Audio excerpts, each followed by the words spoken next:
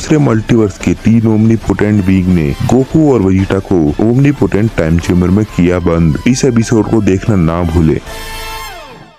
तो स्टार्टिंग में हमें दूसरे मल्टीवर्स का गोकू दिखाया जाता है जो कि स्पेस में मर रखा होता है और उसके सामने 3 बंदे खड़े होते हैं जिनमें से एक बंदा कह रहा होता है कि अरे नहीं, मैंने तो इसे गलती से मार दिया, अब क्या होगा। और हम देखते हैं उसके बगल में जो बंदा खड़ा होता है वो बोल रहा होता है कि अब हम कुछ नहीं कर सकते हैं, अगर ये हम जैसे ओमनीपोटेंट बीइंग से लड़ेगा तो इसके साथ ऐसा ही होगा। जिसके बाद हम देखते हैं गोकू से बहुत ढेर सारी एनर्जी बाहर निकलने लगती है और फिर हम देखते हैं गोकू के पास इतनी ढेर सारी एनर्जी जमा हो जाती है कि वो तीनों बीइंग भी शॉक हो जाते हैं और उनमें से एक बंदा कहता है कि अरे ये क्या हो रहा है, इसके बाहर इतनी ढेर सारी एनर्जी कहाँ से आई। और फिर हम देखते हैं वो एनर्जी और भी ज्यादा बड़ी होने लगती है और वो इतनी बड़ी हो जाती है कि वो सारे मल्टीवर्स एक ही सेकंड में खत्म कर दे। जिसपे वो तीनों में से एक बंदा बोलता है कि मेरे को लग रहा है कि इसके बाहर जो एनर्जी है वो अभी फूटने वाली है। और इतना कहते ही वो तीनों अपने ऊपर शील्ड लगा लेते हैं। जिसके बाद हम देखते हैं गोकू की एनर्जी वहाँ पर पूरी तरीके से फट जाती है जिस वजह से वहाँ पर बहुत बड़ा धमाका हो जाता है और हम देखते हैं वहाँ पर जितने भी मल्टीवर्स थे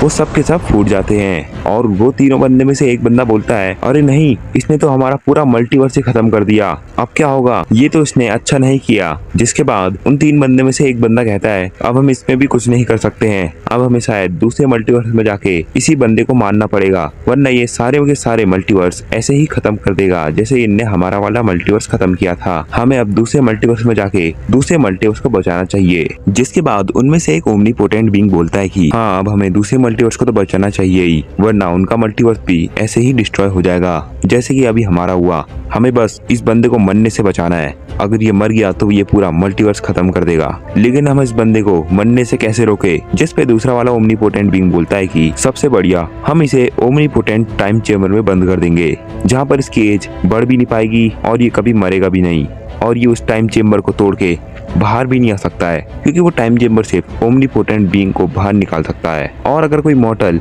उस ओमनीपोटेंट टाइम चेम्बर में एक बार चला जाए फिर वो वहाँ से कभी भी बाहर नहीं आ पाएगा।